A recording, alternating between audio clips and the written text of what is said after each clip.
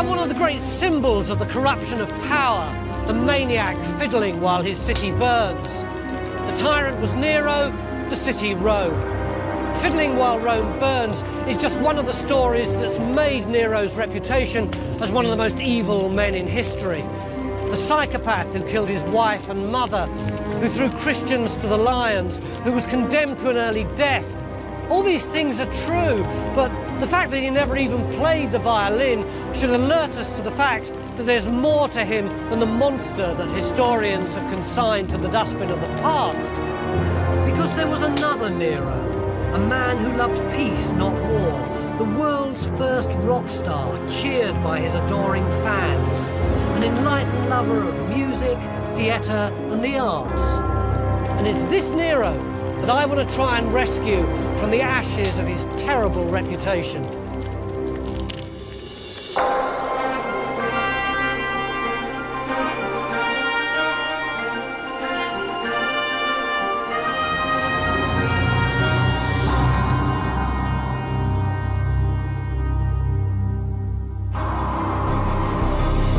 Nero's story was played out here in Rome, in the imperial palaces on the Palatine Hill.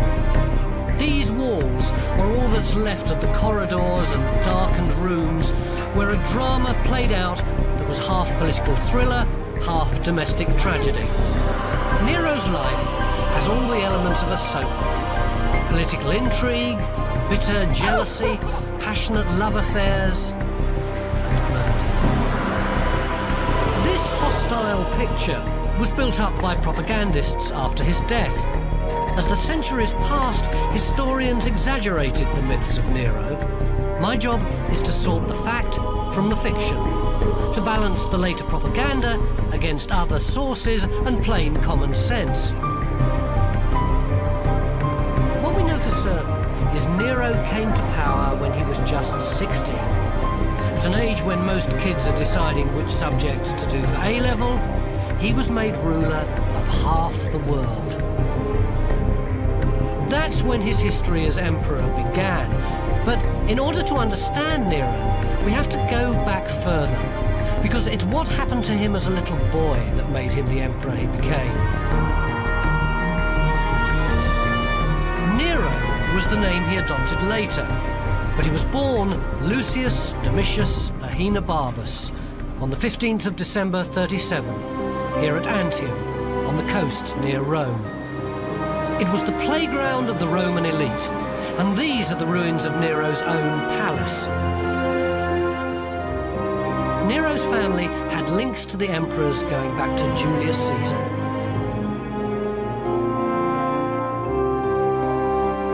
Family connections were everything to the Romans. In terms of social standing, Nero had a great family. Although in terms of a healthy psychological background, they were a disaster. First, there was his father, a tough and brutal alcoholic called Gnaeus.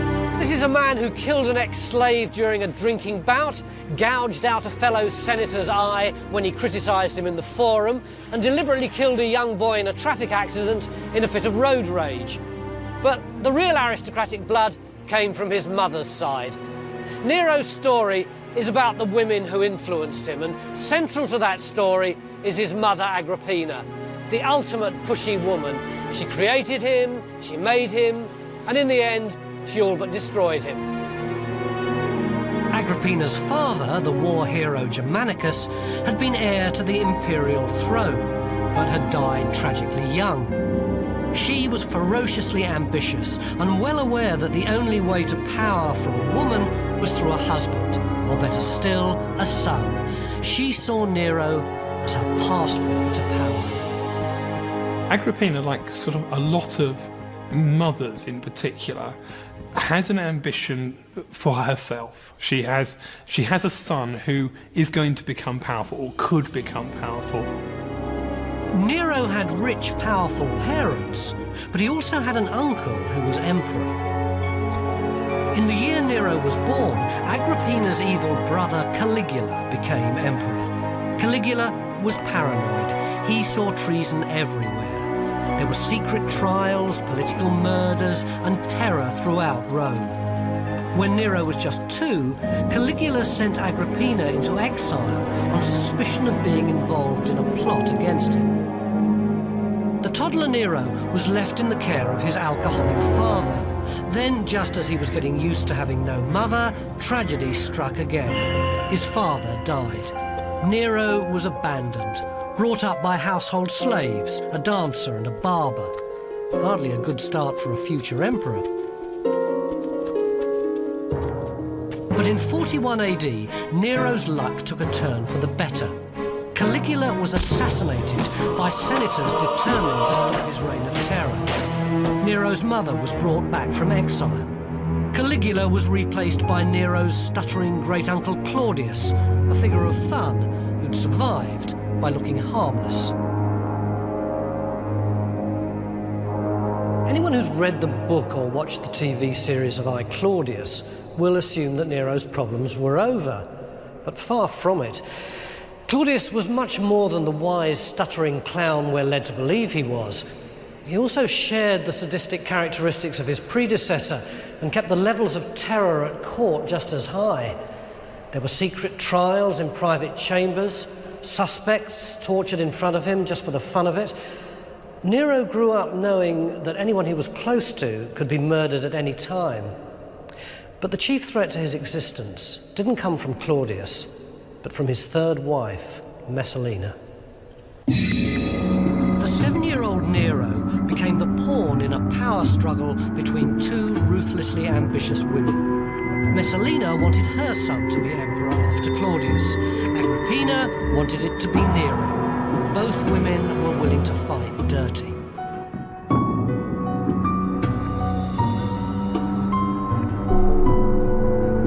Around 44 AD, while the young and handsome Nero lay sleeping, an attempt was made on his life. Messalina sent 2 assassins into his rooms in the dead of night, and he was saved by a miraculous event. As they pulled back the sheets to finish him off, a snake slithered out of his bed, and they fled in terror. It's a colourful way of dramatising this dynastic squabble, but this episode only emerges a century later, and it's got suspicious parallels with Roman folk tales at the time. The only bit of evidence for this is actually a snakeskin is found in the bedroom, which his mother has made into a bracelet for him. So it's one of those stories that it's rather like sort of Hercules and the snakes, and sort of Hercules kills the snakes. It's one of those stories which you make up about childhood. It's a lovely story, but it's probably not very true. It was Nero's mother, Agrippina, who Messalina had a reputation. She'd begun a scandalous affair that was the talk of Rome.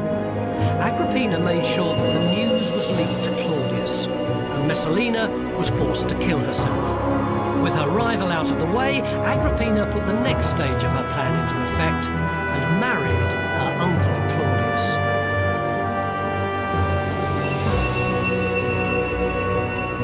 Part of the deal was that her son was adopted by Claudius, changing his name to Nero. It effectively made him heir to the imperial throne, but Agrippina strengthened the bond with an arranged marriage.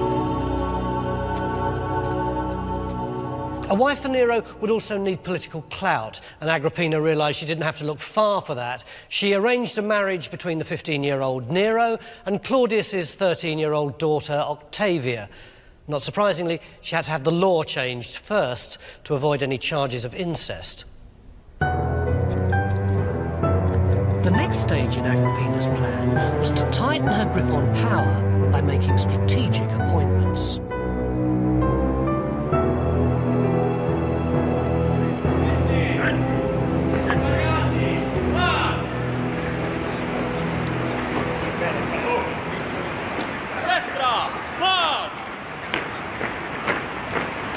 This is where emperors were made and broken. The Viminal Gate, a military camp on the outskirts of Rome that's still used by the Italian forces today. The legions weren't allowed inside Rome, so the emperor had his own elite force called the Praetorian Guard, who were based here. Any aspiring contender for the imperial throne who didn't have their support didn't stand a chance.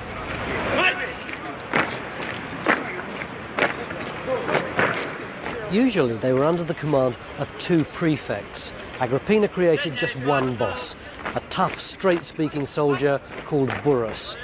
He and his fellow officers knew that they owed their loyalty to her and her son. Burrus was to be one of the twin pillars of support for the teenage emperor. Her second appointment was a masterstroke. The most respected philosopher of his day, Seneca, was employed as Nero's teacher and speechwriter. With Burrus and Seneca, Agrippina groomed the teenage Nero for power. But it seems Nero found his official role quite a bore. He hated the endless formal dinners with his stuttering uncle Claudius, who slobbered over his gourmet food and got slowly but steadily drunk. But according to the historians, these dinners had a much more immediate consequence. They gave Agrippina the opportunity to murder her husband. Claudius loved mushrooms. The historians say Agrippina employed the most famous poisoner in Rome to prepare a powerful potion for his favourite dish. Claudius had a food taster to guard him against poisoning, but Agrippina had bought him off. This man put the poisoned mushroom onto the plate after she'd taken her portion. Claudius swallowed the bait, literally. The poison was designed to act slowly. Claudius retired drunk and with the first symptoms of stomachache, which got worse. But then news arrived that he'd thrown up shortly after supper. If he survived, then he'd know there'd been an attempt on his life, and both Nero and Agrippina would be done for. Agrippina went into overdrive. The poisoner was brought in again. This time a feather was dipped in a quick-acting potion. Agrippina gave it to another of her stooges, Claudius's doctor. He told Claudius that if he tickled the back of his throat with the feather, he'd vomit again and feel a lot better. Claudius followed the doctor's orders, gave a sigh, and lay back dead.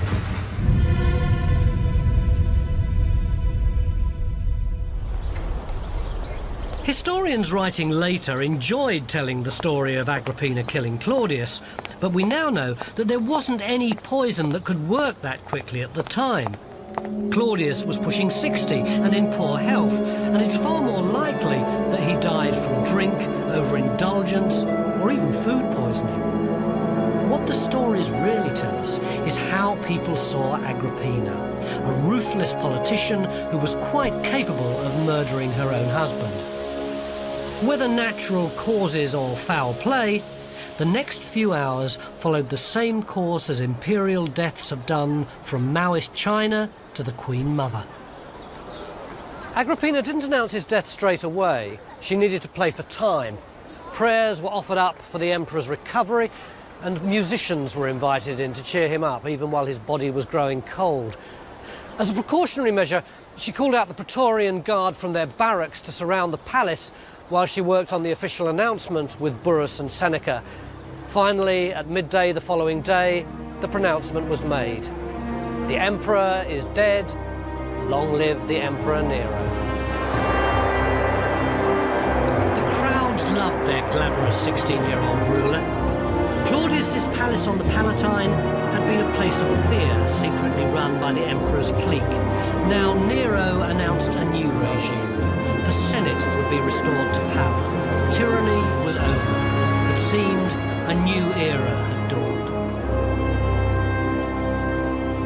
Agrippina and Nero both knew that he owed her everything.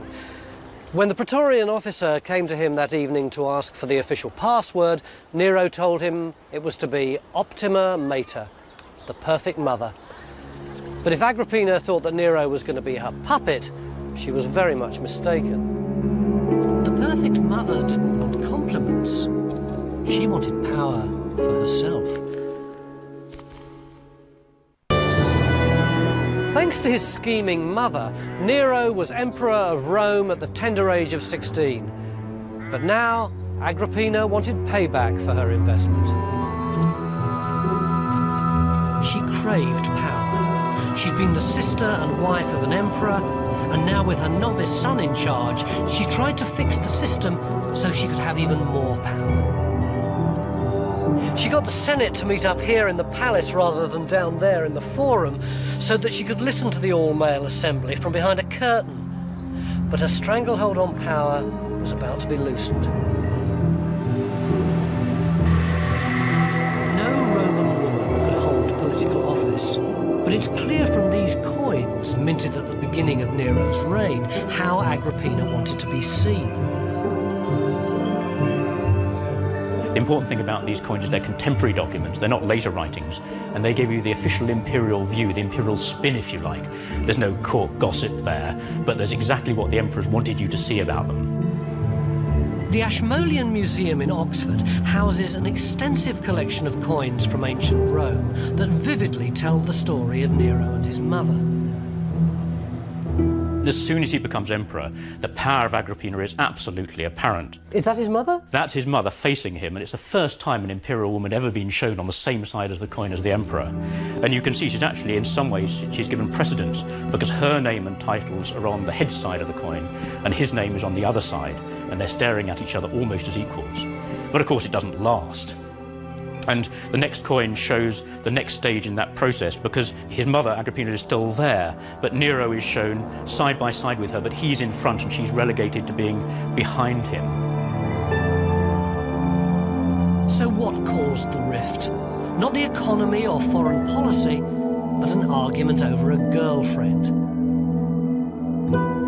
Nero had fallen madly in love with a woman called Acte. He had his official child bride, Octavia, but this was a real woman. Acte was older than Nero, mature, sexy, but she was Greek and an ex-slave.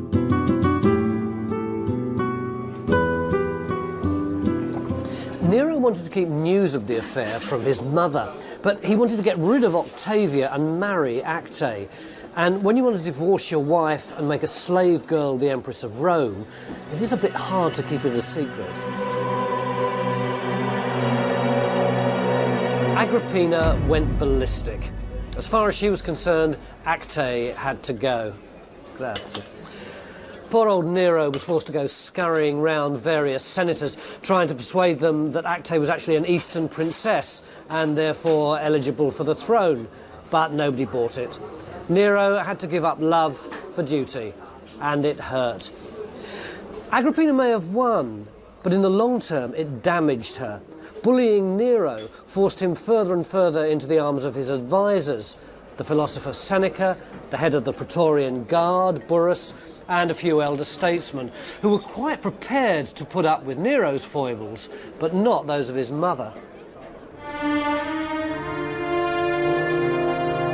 Within a year of taking over, the balance of power had shifted in favour of the 17-year-old. Nero moved Agrippina out into a separate palace. For a time, he barely spoke to the woman who had once been the perfect mother. He was his own man. And here, we begin to unpick the myth of the tyrant Nero. Because even historians like Tacitus, who destroyed Nero's reputation after his death, had to admit that the first 5 years of his reign were a huge success. He gave power back to the Senate, he administered the provinces fairly, and cemented his popularity by giving every citizen a cash handout. As a fun-loving teenager, he seemed to have a natural touch with the man in the street. Bread and circuses has always kept the mob happy, but now Nero came up with a brand new ploy, the lottery. He showered little wooden balls with numbers on them into the crowd, and if you got a prize-winning number, then you could turn up at the palace and claim a lavish free gift. Horses, slaves, even a holiday home. Nero's popularity, I think, stemmed from his youth, the fact that he really tried to be such a good boy at the beginning and did all the things he was supposed to. But his relationship with the populace, I think, was particularly strong because he was very generous, he spent a lot. He gave very good entertainments, and they really loved bread and circuses, as we know, and also he was rather accessible. That is, we're told on a number of occasions there are banquets or entertainments in which Nero is walking among the crowds, and they actually see him. And I think that means quite a lot to them. Nero started well, but he found the constraints of being in charge wearing. He had a personality that needed to break out. Like a typical adolescent anywhere, he loved to go out with his mates and get drunk, but preferably without anyone realising he was the emperor. So if they went to a pub or a brothel, he'd go in disguise, which had its downside, because after one particularly rowdy night, he came back home with 2 black eyes. Although his advisors Burrus and Seneca gave Nero a long leash, a Roman emperor wasn't supposed to act like Jack the Lad, and his mother kept nagging him to behave himself. The increasing tension with Agrippina came to a head again over a new affair. Nero was 22. This time the object of his affections wasn't a slave girl, but a member of the aristocracy called Poppaea. Nero was, of course, married to Octavia, the princess who'd given him his passport to one half of the imperial line.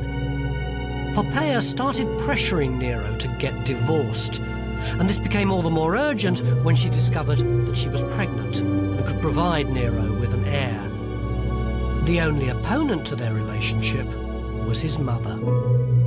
Things disintegrate. He starts ceasing to have public or private meetings even with his mother. He won't be alone with his mother. He doesn't trust his mother.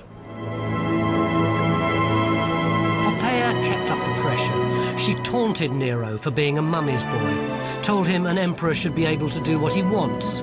Subtly, she persuaded Nero to think the unthinkable.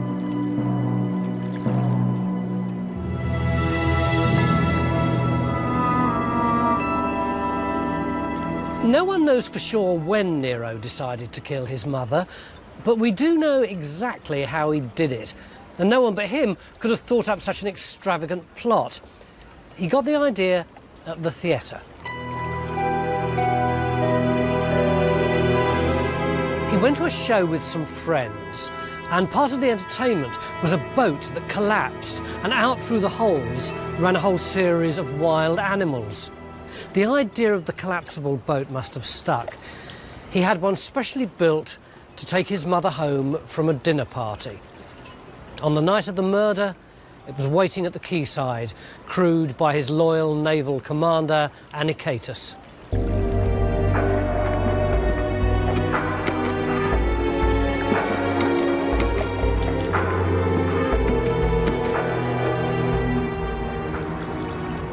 Right on cue, halfway across the bay to Agrippina's home, the boat started to sink. There was general panic, but Agrippina was a natural survivor. She persuaded her maid to pretend to be her while she jumped ship. The maid thought this would save her life and shouted, "I'm Agrippina, save me!" But when the assassins heard her, they beat her over the head and killed her. Meanwhile, Agrippina managed to swim until she was picked up by a fishing boat, which took her safely home.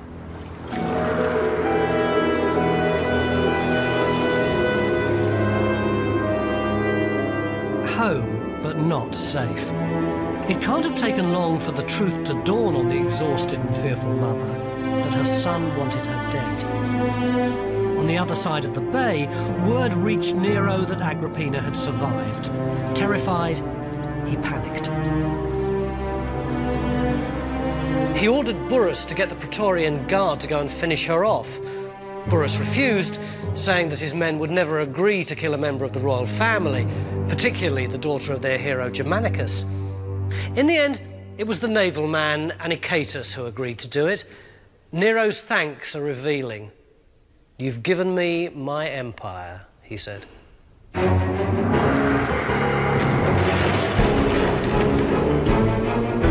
dawn, the sailors broke down the doors of Agrippina's villa. As they burst in, her servants fled, leaving her alone to face her executioners.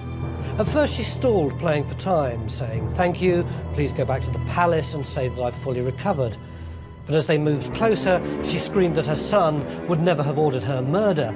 In reply, they beat her over the head with a club. She fell to the ground. She pointed to the womb that had borne Nero and said, "Strike me here." They did as she requested, and she died.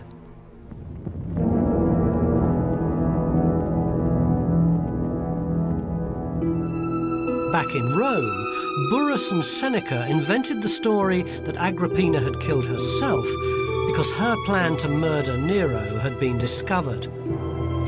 Although they were prepared to cover up for the emperor, they gradually realized they'd lost control of him. With this unforgivable act of murder, Nero had crossed the line into tyranny, and there was no going back.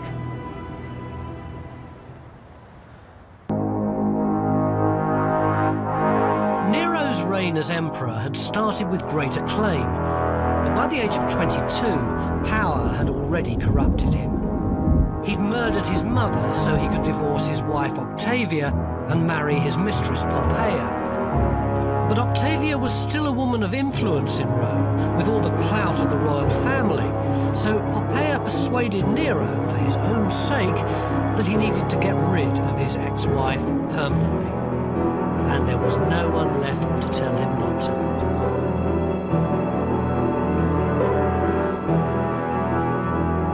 Unable to deal with Nero, the philosopher Seneca had retired to the country, and his military advisor Burrus had died. He was replaced by a ruthless yes-man, Tigellinus. If Seneca and Burrus had managed to keep Nero on the rails, it was Tigellinus and Poppaea who derailed him again. They invented a plan for Nero to humiliate and discredit Octavia with a trumped-up charge that she'd slept with an Egyptian musician. Her maids were systematically tortured to provide the evidence, but Octavia inspired such loyalty that they refused to crack. Even in her death throes, one of them used her last ounce of strength to spit into Tigellinus's face the words, "My mistress's vagina's cleaner than your mouth." But their plan to humiliate Octavia backfired. They'd not only underestimated the loyalty of her servants, but they'd also reckoned without the affection of the Roman mob, who adored their old empress. They came out on the streets in force, hurling Poppaea's statues to the ground, reinstating Octavia's, and covering them in flowers. The people didn't like a descendant of the noble Augustus being treated like dirt. Nero knew he'd have to come up with a pretty convincing plan to discredit Octavia if he was going to have any chance of survival. So he invited Agrippina's assassin Anicetus to the palace, and he offered him a stark choice. He could either go to the Senate and say he'd slept with Octavia, or he could be executed. He went to the palace and he gave a very convincing performance. He said that Octavia not only wanted his body, but she also wanted to get the navy on side so she could effect a political coup. Everything was going to plan, and Nero waved goodbye to Anicetus as he set sail for rich exile in Sardinia. Octavia was taken off to a prison island near Naples, where she was murdered quietly after her arrival. Her severed head was sent to Poppaea as a trophy. Somehow Nero weathered the storm that followed. The mob were pacified with more free gifts and entertainment, and Nero was left to enjoy life with Poppaea here on the Palatine. He wrote poems, studied singing and acting, and hosted soirees with poets and artists. He might have been remembered as a noble patron of the arts, if it weren't for the greatest catastrophe of his reign.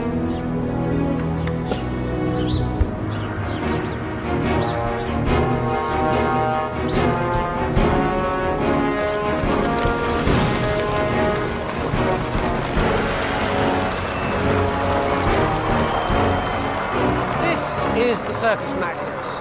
2,000 years ago, this place would have been as full of people and as exciting as the Cheltenham Gold Cup. All the way round here was the chariot racing track with free seating for 300,000 people all the way around on massive wooden structures with wooden slums behind. Up there was the palace with Nero's royal box, where he had a bird's eye view not only of a day at the races, but of the first flames from the fire that swept through Rome. In the earliest historical account, Tacitus writes that the Great Fire of Rome probably started as a simple accident. A brazier got kicked over just outside the stadium, and a strong wind was blowing, and in moments the flames took hold. It was a devastating blaze. It tore through the tight-packed wooden slums, spreading quickly to the posh houses on the Palatine and onto Nero's palace itself. Rome had a form of fire brigade. They couldn't cope with the inferno.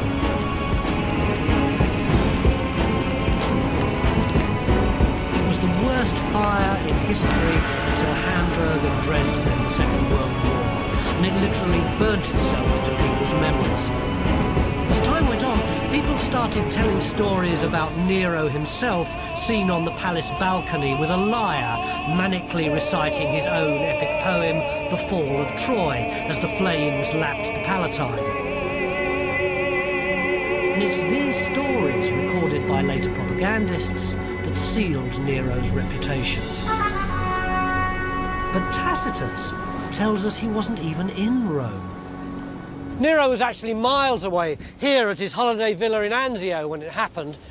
Immediately he heard the news, he jumped on his horse, rode back to Rome and took charge of the firefighting and organising shelter and food for the homeless.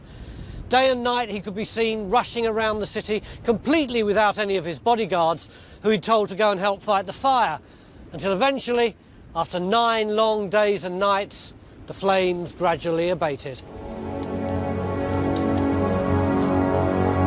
And it didn't stop there. When the fire was eventually put out, Rome was devastated, and there were thousands of homeless refugees.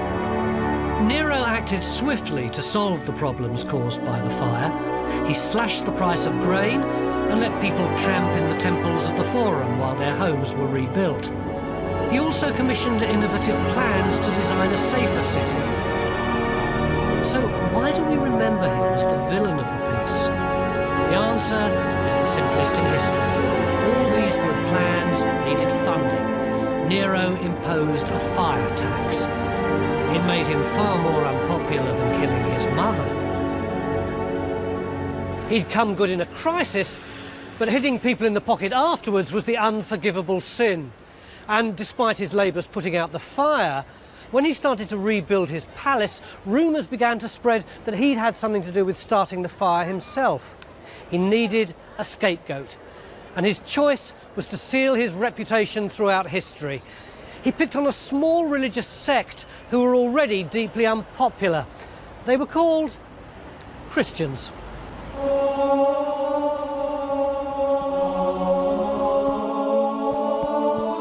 The Romans already deeply distrusted them. They refused to take the vow of allegiance to the emperor, which was tantamount to treason. So when Nero needed someone to blame for the fall of Rome, they were perfect.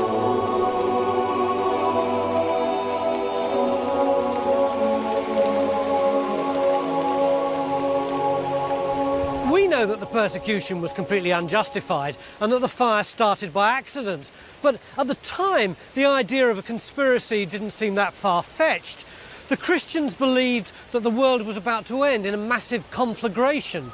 Their leader had said, "I will cast fire upon the earth." The punishment was harsh even for such a despised group. The Christians were crucified, fed to wild beasts in the arena, and used as flaming torches in Nero's own gardens. These punishments weren't invented for the Christians. They were all standard Roman ways of dealing with common criminals. But Nero's remembered because he was the first emperor to create a Christian martyr.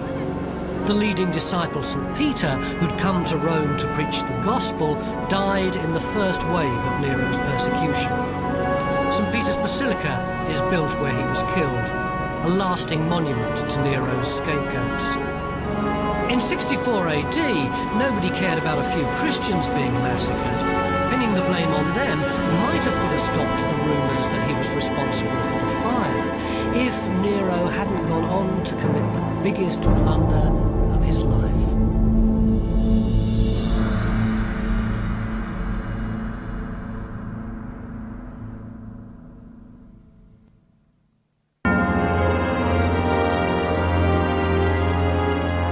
Nero had done his best to squash rumours about his part in the fire of Rome. With 2 architects, he'd redesigned the city for the public good. And people might have thanked him for it if a key part of the scheme hadn't included him fencing off a great slice of the devastated city for his own pet project. Nero's palace up on the hill there looked pretty flashy before the fire, but now he and his architects were conceiving a house that would make Louis XIV or Elton John look shy and retiring. The Golden House was a fantastical design. Villas and palaces, gardens and parkland, a vast lake, and at its entrance, a golden statue of Nero as a god, 120 feet high.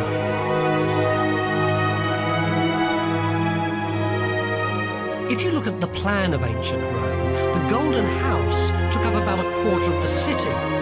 Most of it's destroyed, but one section of this amazing architectural feat remains because it was used for the foundations of the public baths that were built after Nero's death. In Nero's day, all this would have been open to the light, but now it's a vast underground labyrinth.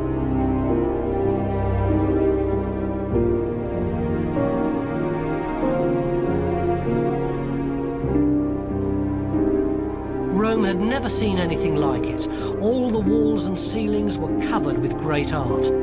14 centuries after Nero, Renaissance artists were still being lowered down through the roof to study the paintings. Walking where he walked, I begin to get a real sense of Nero's mind. He was obviously refined, but detached from political reality. He wanted popularity, but he couldn't see how something so beautiful would wind people up. Two things strike me as really obvious about this building. First of all, it demonstrates that Nero had really good artistic taste. But secondly, how affronted the citizens of Rome must have been who just had their houses burned down when they saw this huge edifice going up. I don't think I'd ever realised until now that there still existed anywhere in the world a Roman house as big and magnificent as this. And what a house it was. There would have been huge, elaborate hangings over these walls, and the rest of the walls would have been encrusted with gold and precious stones and pearls, and there were pipes coming out of the walls and out of the ceiling to shower the visitors with scent and with flower petals. And this room, which was the centrepiece, revolved. It was a rotunda, and it rotated day and night in synchronization with the stars. It was the biggest, plushest, most elegant Roman nightclub in the whole universe.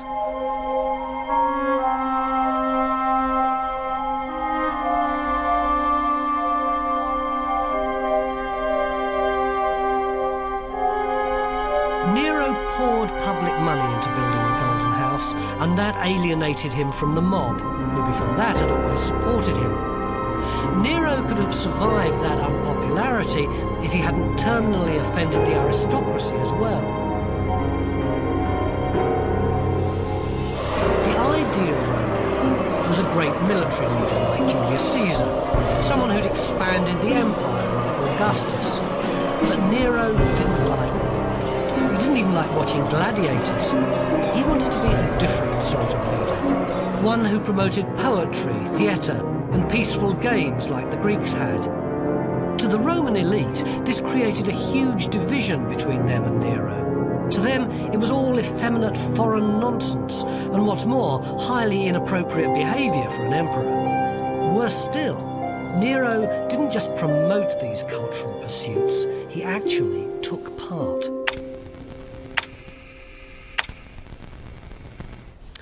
This is singing practice Roman style. Weights, usually made of lead, placed on the chest to strengthen breathing. Nero embarked on a Greek-inspired athletics and artistic career that was all-consuming. He wanted to be a professional lyre player and singer, Other emperors like Caligula had performed in private, but this was really serious. A strict regime of diet and exercise. He detoxed for days, drinking only chives preserved in oil. And when his muscles ached from the rigour of exercise, he'd rub them down with dried boar's dung. Everything was focused on getting him into tip-top professional shape. Nero was putting himself at the forefront of an artistic crusade. Rome might have conquered Greece, but the emperor was now giving prominence to Greek ideas and culture. But for Nero, treading the boards wasn't just a cultural campaign, it was a way of boosting his self-esteem. He'd always acted, sung, played the lyre and recited poetry to invited audiences. The applause gave him the illusion of instant affection and adulation. And so in 65 AD, when he was rapidly losing political popularity, naturally, he went on tour. Nero decided to go public and stepped into the limelight of a professional performing career. His first performance was in Naples, then a Greek-speaking city, and the crowd went wild. Mind you, his thin, reedy voice was helped by the amphitheatre's acoustics. If you speak from here, you sound pretty ordinary. But if you stand here, your voice sounds like a god.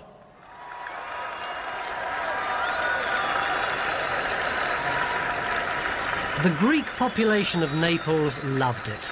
They cheered, they clapped, they encored. But like a rock star, it went to his head. The adulation he'd always craved was finally in his grasp, and now nothing would stand in the way of his ambitions. On a wave of popular acclaim, he set out on a wild, crazy, artistic conquest of Greece itself. You couldn't say it was a modest affair. 2,000 carts of men and equipment, including 5,000 paid applauders to ensure he received a rapturous reception at every gig. The 4 major Greek festivals went in yearly rotation, but to fit into Nero's schedule, he got them all to take place during his visit, and he entered every one. In front of the judges stood the ruler of the known world.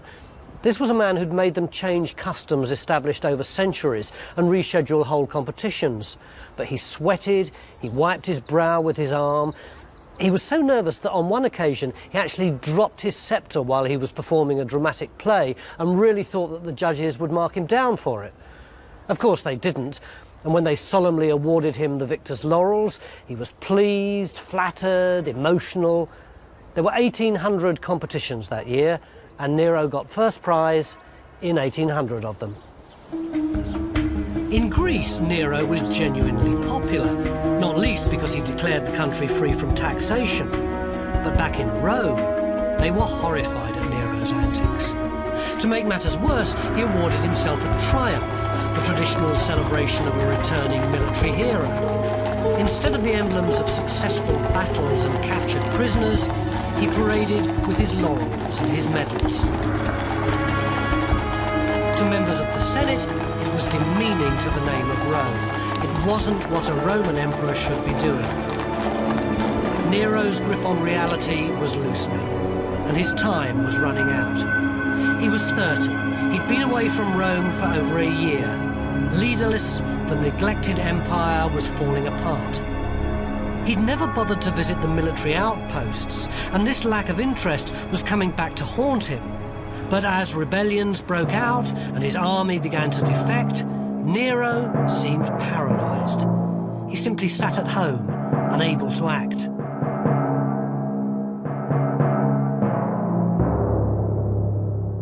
Then, in June 68 AD, the emperor woke up one night to find the palace deserted. This wasn't a good sign. His Praetorian guards had gone to a secret meeting at the Senate.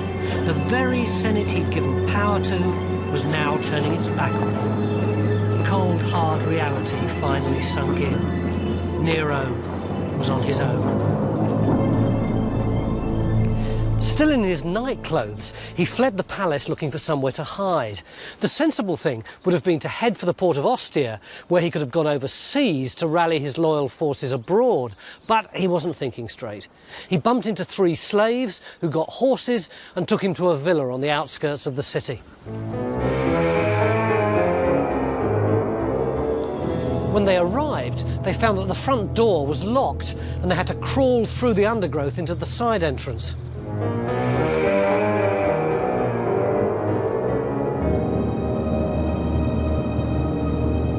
They were holed up now, and there was nothing to do but wait. Eventually, a messenger arrived with the news that Nero had been declared an enemy of the state and had been sentenced to death in the ancient manner. Nero had no idea what that meant and asked one of the slaves, who told him he'd be stripped naked and paraded through the streets of Rome with his head clamped in a forked branch. Then he'd be stoned to death. The slave politely added that suicide might be the better option.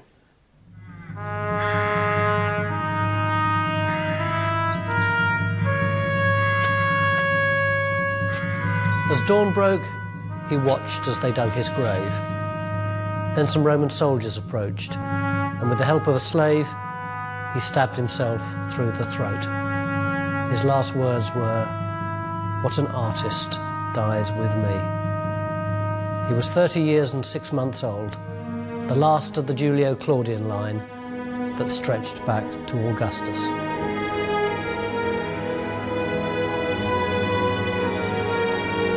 Nero marked the end of a dynasty and the end of an era.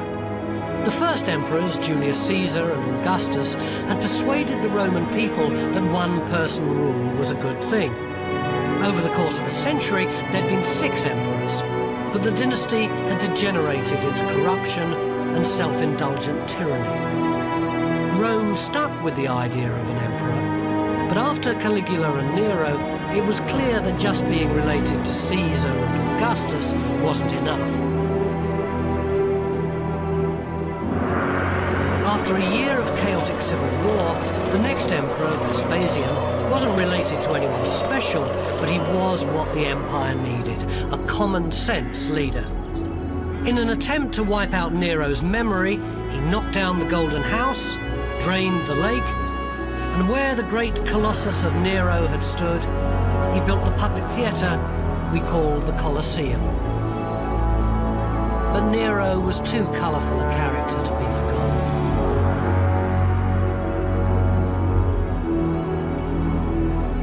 Nero saw himself as an artist. His enemies thought of him as a tyrant and a buffoon.